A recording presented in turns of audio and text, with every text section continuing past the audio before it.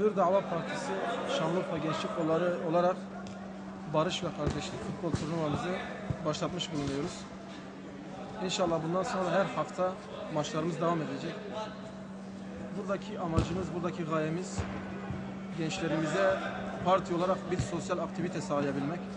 Bu amaçla inşallah biz her mahallede, Eyyubiye'de, Süleymaniye'de, Sırrı'nda, Devteşi'nde ve diğer bütün mahallelerimizde ki partili gönüllü arkadaşlarımızla beraber bir turnuva düzenledik ve bu turnuvalarımız devam edecek.